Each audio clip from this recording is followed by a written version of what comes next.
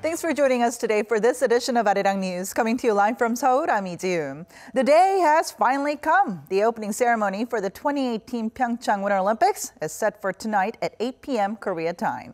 With nearly 3,000 athletes from 93 countries set to compete for a record 102 medals across 15 disciplines, the PyeongChang Winter Olympics is expected to be full of excitement and passion. And although some events have already begun, a lot of eyes will be on the opening ceremony, where we will be witnessing the historic moment of the two Koreas marching in together behind the unification flag. Not only that, President Moon Jae-in will be meeting with Kim Yo-jong, the sister of the North Korean leader Kim Jong-un, on Saturday, in the highest level contact between the two Koreas in years. In fact, Kim Yo-jong is the first of North Korea's ruling Kim family to cross the border into the south since the Korean War. And before I sit down with an expert to talk more about this, let's first get a check on what's making the news at this hour with our Devin Whiting at the News Center. Devin. Hi, June. As you mentioned, we're just 4 hours away from the start of the 23rd Winter Olympics right here in South Korea. The opening ceremony in Pyeongchang starts at 8 p.m. Korea time. That's 6 a.m. in the Eastern time zone in the U.S. and 11 a.m. in London.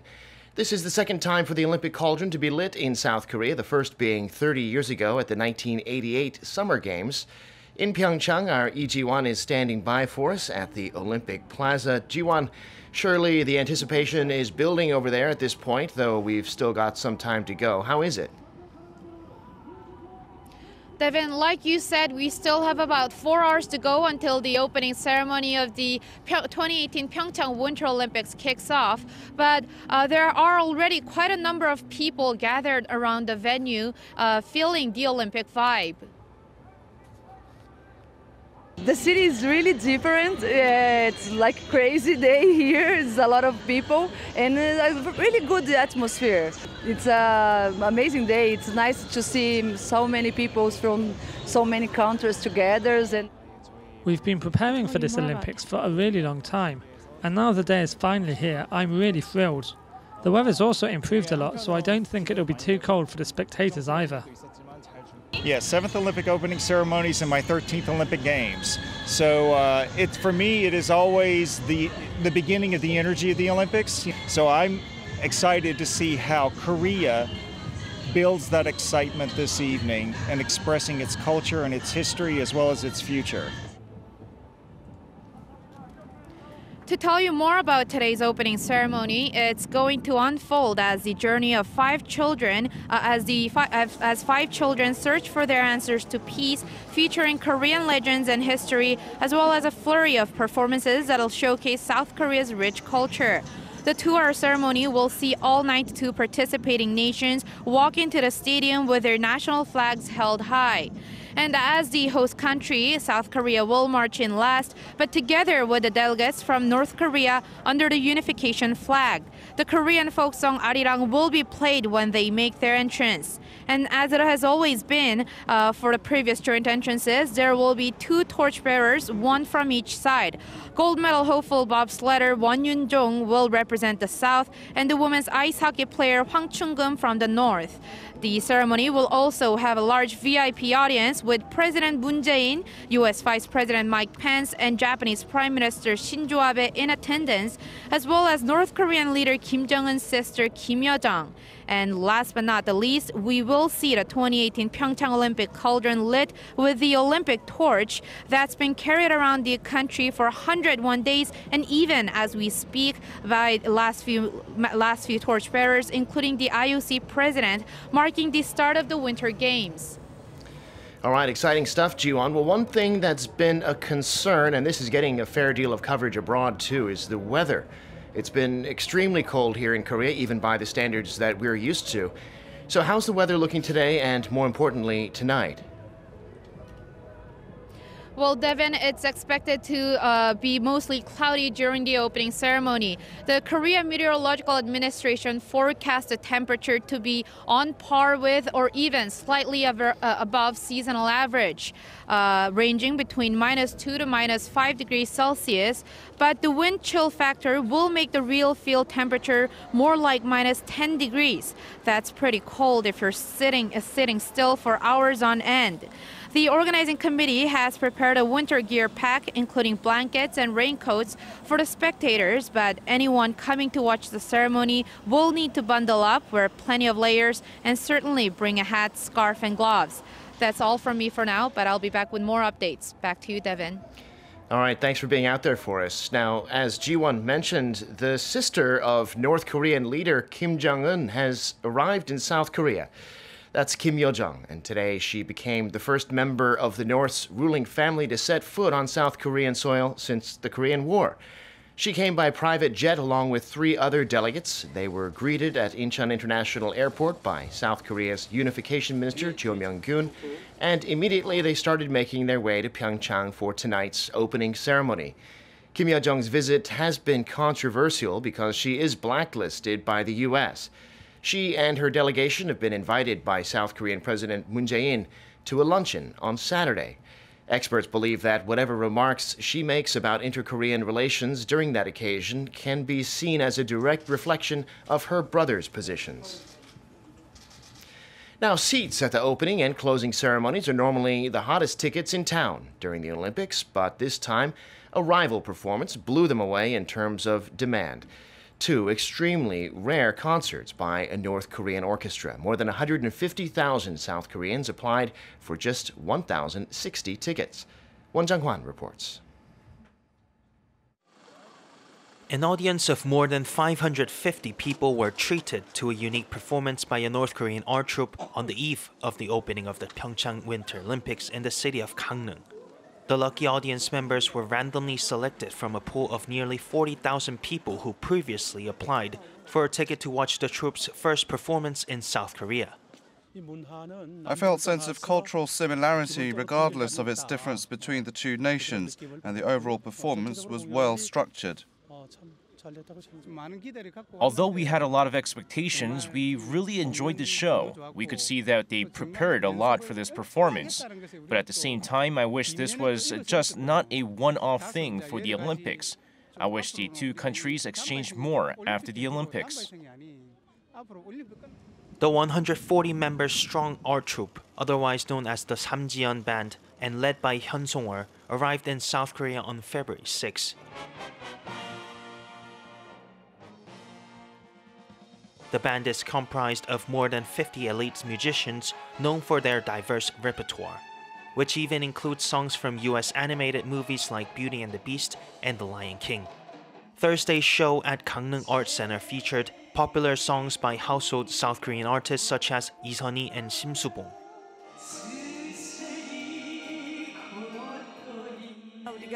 They sang songs which were familiar for us to sing along. I was impressed by Choi Jin-hee's Maze of Love, Arirang, and Everybody Cha-Cha-Cha. Another widely anticipated performance was that of the so-called Boranbong Band, a group of talented musicians and all-female singers who are known for their colorful performances and are often compared to South Korean K-pop girl bands. This marks the first time since 2002 the Pyongyang sent an art troupe to South Korea.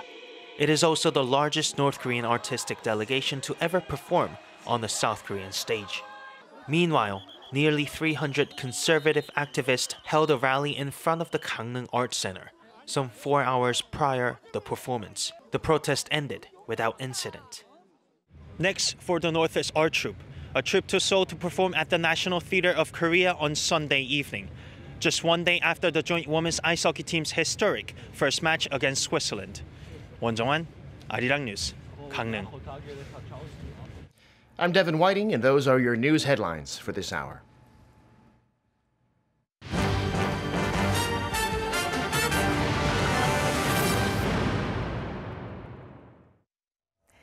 Kim Yo-jong, the influential sister of North Korean leader Kim Jong-un, has arrived here in South Korea this afternoon on her brother's private jet. Now, she's here for a 3-day visit to attend the PyeongChang 2018 Winter Olympics opening ceremony and also hold a meeting with South Korean President Moon Jae-in. Our Ji Myung-gil has more. A historic moment on Friday as the North Korean regime's private jet lands at South Korea's Incheon International Airport. Kim Yo-jong is the first member of North Korea's ruling Kim family to ever set foot on South Korean soil. North Korea's four-member delegation, including Kim Yo-jong, was greeted by South Korea's Unification Minister Cho Myung-gyun after the North Korean regime's private jet landed in the south. After disembarking, the delegation headed straight to Pyeongchang to attend the Winter Olympics opening ceremony. Before Kim Yo-jong's arrival, there had been a lot of controversy as she is blacklisted by U.S. and another North Korean official, Che is under UN Security Council sanctions, but those measures have been waived just for this occasion. The 30-year-old Kim, who has seen her profile within the regime rise steadily since 2014, was promoted to North Korea's Politburo last year. South Korea's presidential office has confirmed that she will be meeting with President Moon on Saturday. If the meeting goes well, some experts say the visit could lay the foundations for a possible inter-Korean summit between President Moon and Kim Jong-un. Given her family ties to the young dictator, experts believe Kim Yo-jong's remarks could be taken to directly represent Kim Jong-un's current position on inter-Korean relations. Her visit alone could be a message from the North of its desire to mend ties with the South. If the two Koreas decide to hold a bilateral summit after the Winter Olympics, it would mark the third of its kind and first under the Kim Jong-un regime. The first was held between then-President Kim Dae-jung and then-North Korean leader Kim Jong-il on June 15, 2000. And the second was held between then-President Roh Moo-hyun and Kim Jong-il on October 4, 2007. 지명균, Arirang News. And to tell us more about the ongoing sports and Olympic diplomacy and its effects, Professor Kim Hyun-wook from the Korea National Diplomatic Academy joins us in the studio today. Welcome to the program. Thank you. All right, so North Korea's official delegation, led by the country's nominal head of state, Kim Yong-nam, has arrived here in South Korea. Now, how did the delegation get here, and why didn't it use the aircraft by Air Koryo? The Air Koryo is now the target of international sanctions. Maybe that's one of the reasons why they used a private jet, which is excluded from the boundary of international sanctions targets. But more important reason, I think, is that Kim Jong-un giving his private to his sister. By doing that, I think he's giving some mandate to his sister. Very symbolically important. She is one of he's a stepfather. Other sent to South Korea. She definitely is the one that gives his own messages to South Korea and other delegates and representatives in South Korea. So symbolically, I think it's very important. Kim Jong-un is sending out his messages by his sister Kim Yo-jong. So what other significance does her visit to South Korea hold? I think this is the first time ever that the royal family member of North Korea is actually visiting South Korea. We held twice the summit meetings before, but they were all held in Pyongyang. Right. So our president went up to Pyongyang and visiting the North Korea and meeting leader of Kim Jong-un of North Korea. But never ever happened was that the North Korean royal family, so-called back to bloodline, visit to South Korea, and this is finally happening now. So I think this is a very historical visit. This is not just a visit of Kim Jong-un's sister, to Pyeongchang Olympic Games. So this is, so-called a leader, family member visiting South Korea for the first time historically. And of course, on Saturday, President Moon Jae-in is scheduled to meet with Kim Yo-jong. I guess this is the highest level of contact between the two Koreas in years, right? So what are we expecting from this meeting on Saturday? I think we are looking at the messages that she is delivering to, President Moon Jae-in. I think, Kim Jong-un by his sister would try to send a message to President Moon Jae-in. Twofold, I think. First, whether there will be some significant messages about the North-South relations, maybe some kinds of responses to what President Moon Jae-in has proposed to North Korea last year, which was about the possible summit meeting, and may contain some responses of Kim Jong-un about the summit meeting. And also, second message we are expecting is what will be North Korea's attitude and some policy directions towards the United States. North Korea has continuously, stuck to the, becoming a nuclear state, which is contradictory to the U.S. policy towards North Korea. So if North Korea is eager to hold a dialogue with the United States, I think there should be some modifications in their policy directions and attitude towards the United States, and what and how would there be any changes in North Korean policy towards the United States. Those, I think, would be the important part of the messages. So if the message doesn't include anything about a possible inter-Korea summit meeting in the near future, then do you think President Moon will bring up that issue first? I'm not sure. I think there might be some unofficial talk about that, and I think North Korea would be eager to accept that and discuss very positively inside North Korea, because there are still big gaps between the U.S. and North Korea, and I'm not sure if there will be any negotiations or agreements between North Korea and the United States about the North Korean nuclear issues soon. If that's the case, I think North Korea would try to deepen and develop and expand the North-South relations, which I think would have a lot of widespread effect. I think the current atmosphere already seems like things are getting towards North-South relations, a dialogue mood. Of course, we don't know what's going to happen after the Olympics done. Something might change abruptly then. But as far as now is concerned, things are kind of focused on the North-South relations, and even the United States attitude is kind of swinging. I mean, they said in the beginning that they will try hard to prevent the North Korean strategy, using Olympic Games for its propaganda, but the attitude is changing now. They're kind of expecting what kind of messages North Korea is bringing to South Korea. So I think in this situations, North Korea is trying to use these mood to develop in the future, make all these sanctions ineffective and make the U.S. to be involved in the dialogue mood. So I think these kind of things would be some kinds of strategies of North Korea towards South Korea, I think. Now, on that note, President Moon Jae-in met with U.S. Vice President Mike Pence yesterday. What came out of that meeting? Apparently, they have agreed upon the previous policies, hardline policies, sanction-based and pressure-based policies towards North Korea.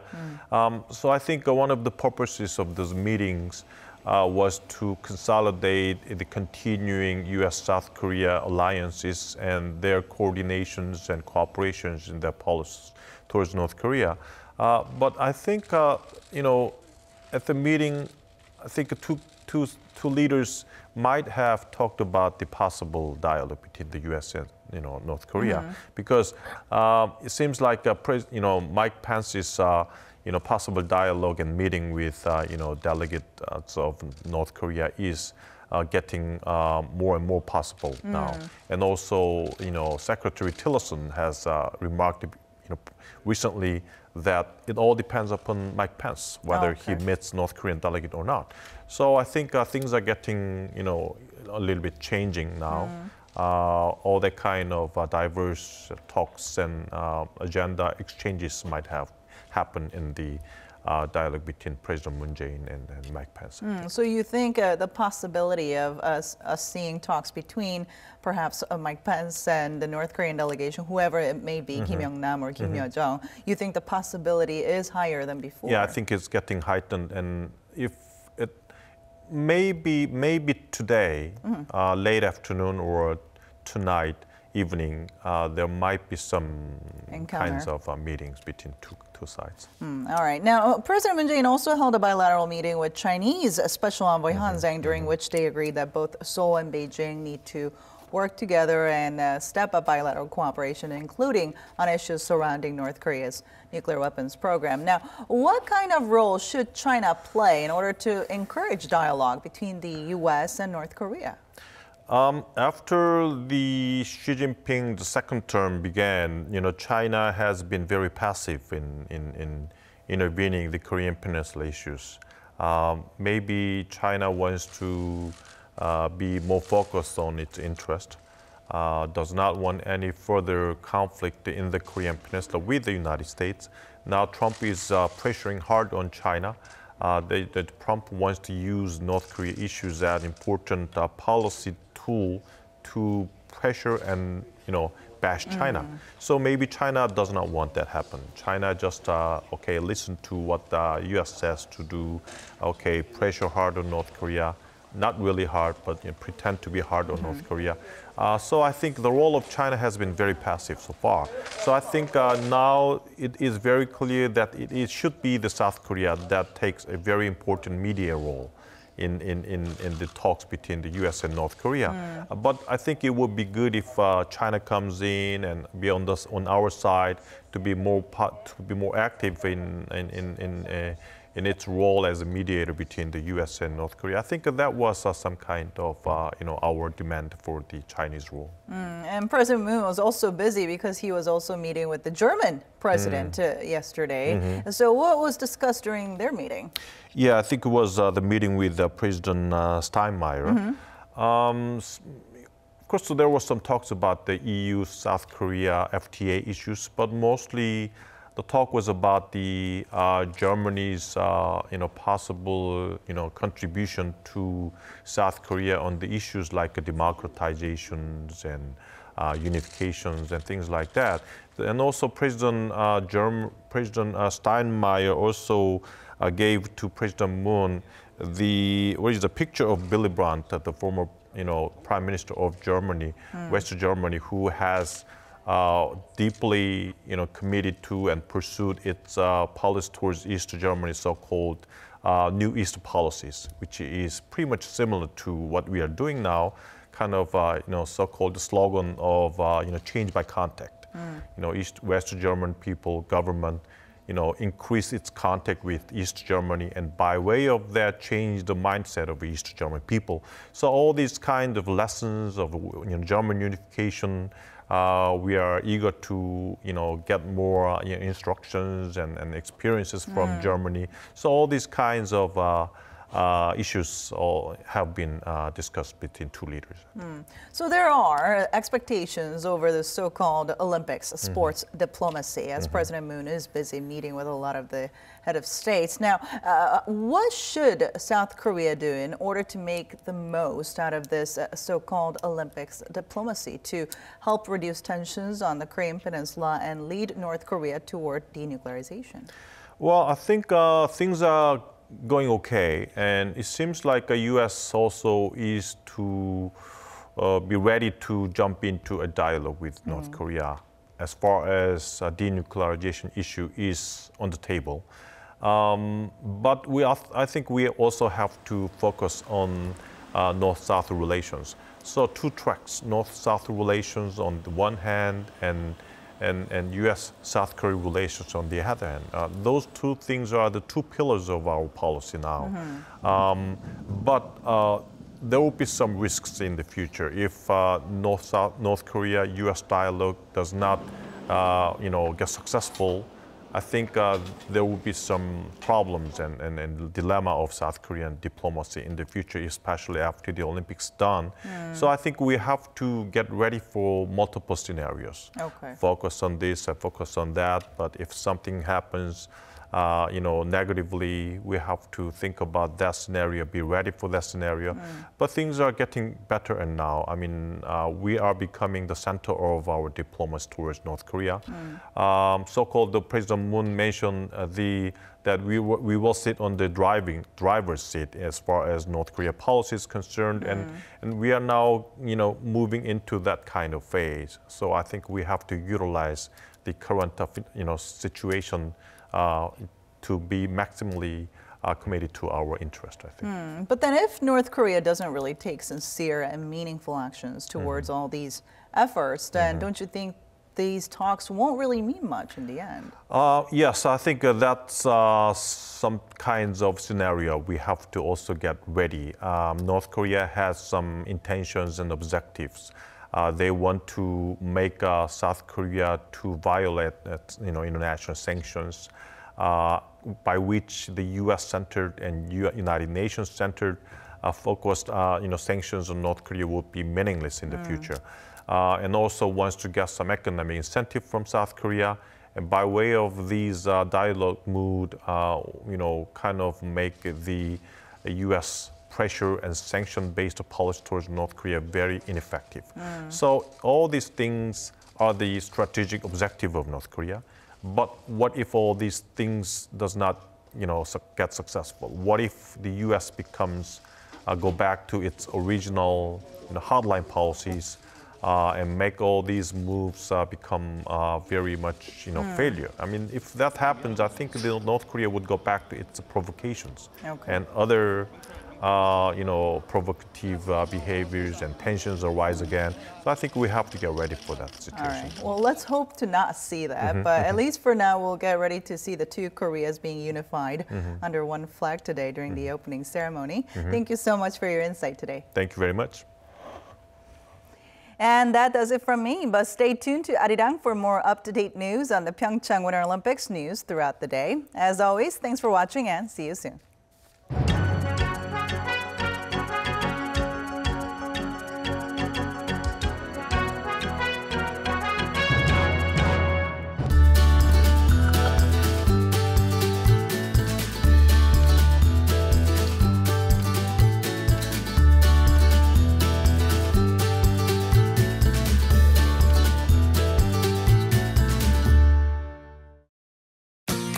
It's a place every tourist has to go through after arriving in Korea.